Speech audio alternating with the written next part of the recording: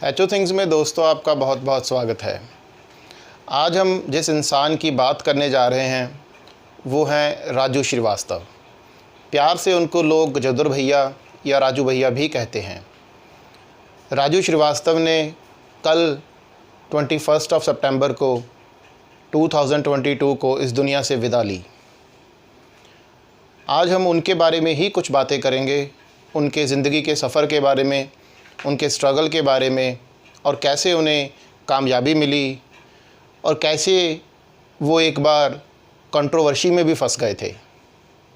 राजू श्रीवास्तव का जन्म 25 दिसंबर 1963 को कानपुर उत्तर प्रदेश में हुआ।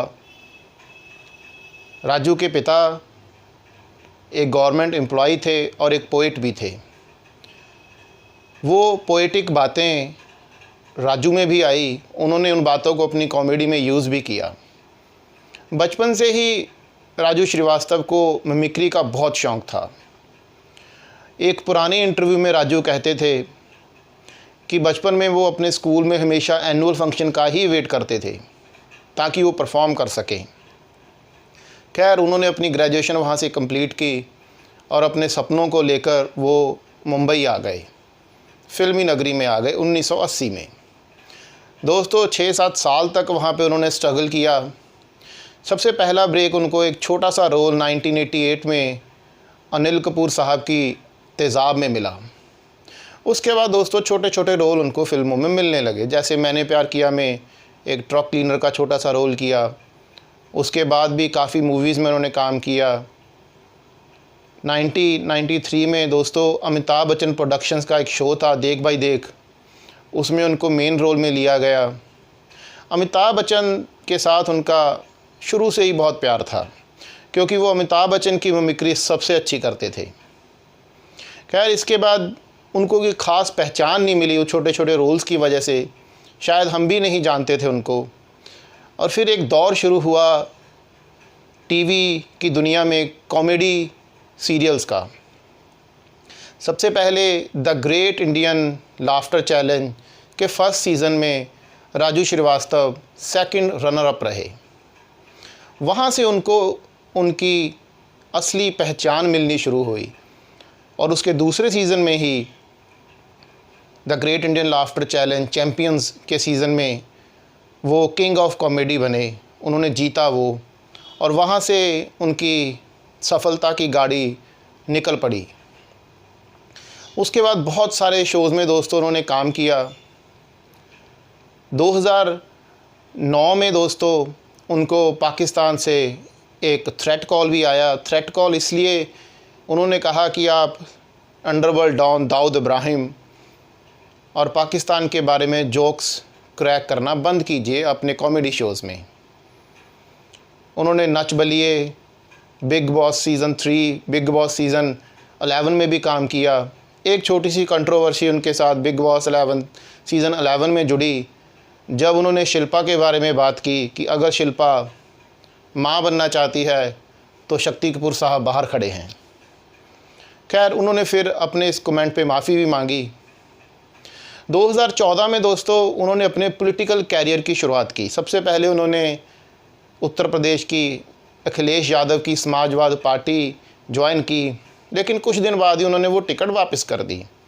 उनका रीज़न था कि जो समाजवादी पार्टी की लोकल यूनिट्स हैं वो उनको बिल्कुल भी सपोर्ट नहीं कर रही। और कुछ दिन बाद ही दोस्तों उन्होंने भारतीय जनता पार्टी ज्वाइन कर ली, लेकिन भारतीय जनता पार्टी ने भी उन्हें टिकट नहीं दिया। लेकिन फिर भी वो as a worker Bharatiya Janata party के लिए कैंपेन करते रहे। और 2019 में भारतीय जनता पार्टी ने उनको UP board film development council का चेयरमैन भी बनाया। भारतीय जनता पार्टी ने उनको स्वच्छ भारत अभियान का ब्रांड एम्बेसडर भी बनाया। उनके 2 बच्चे भी हैं। 1993 में उनकी शादी हुई। उसके बाद दोस्तों 2021 जनवरी में एक वेब सीरीज़ आई तांडव।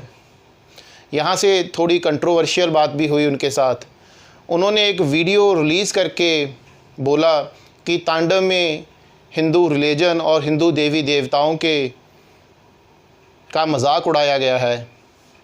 खैर उसके बाद ट्विटर पे उनके फॉलोअर्स ने उनको अलग अलग उनकी ही वीडियोस, कॉमेडी वीडियोस टैग करना शुरू कर दिया, जिसमें उन्होंने अपनी कॉमेडी वीडियोस में हिंदू देवी देवताओं को का नाम लिया और कुछ हद तक मजाक भी उड़ाया।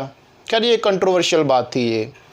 उसके बाद फ़िल्म मेकर विनोद कापरी हैं, उन्होंने राजू को ट्वीट किया और उनकी वीडियो ट्वीट की, जिसमें उन्होंने बोला कि एक शो में वो माधुरी दीक्षित के साथ शो कर रहे थे, वहाँ पे उन्होंने एक कंट्रोवर्शियल बात बोली। ये बात थी कि माधुरी के आने से भगवान ब्रह्मा की सफ़ेद दाढ़ी भी लाल हो सकती है। ये कुछ कंट्रोवर्शियल के साथ वो अपनी सफलतापूर्वक ज़िंदगी जी रहे थे और कुछ दिन पहले उनको जिम में एक्सरसाइज करते हुए हार्ट अटैक आया। 41 दिन तक वो ज़िंदगी और मौत की लड़ाई लड़ते रहे। इस बीच सुपरस्टार अमिताभ बच्चन ने उनको अपना एक ऑडियो भी भेजा और ऑडियो में अमिताभ बच्चन ने बोला था, it is enough Raju, rise up Raju and let us laugh. ये ऑडियो क्लिप डॉक्टर्स भी उनको सुनाते रहे, क्योंकि उनके ब्रेन ने भी काम करना बंद कर दिया था। डॉक्टर्स को ये था कि अगर कोई बंदा अपने चाहने वाले की आवाज़ सुने तो इसको उसकी दिमागी हालत पे भी असर पड़ता है। खैर वो अपनी ज़िंदगी की लड़ाई 21 सितंबर 2022 को हार गए और इस दुनिया को अलविदा कह दिया। ये थी हमारे हिंदुस्तान के मशहूर कॉमेडियन राजू श्रीवास्तव की कहानी, कहाँ से उन्होंने शुरू किया और कहाँ पे पहुँच गए। ये कहानी हिंदुस्तान के नौजवान कॉमेडियंस के लिए एक प्रेरणा स्रोत भी है और हमेशा रहेगी। Thank you very much.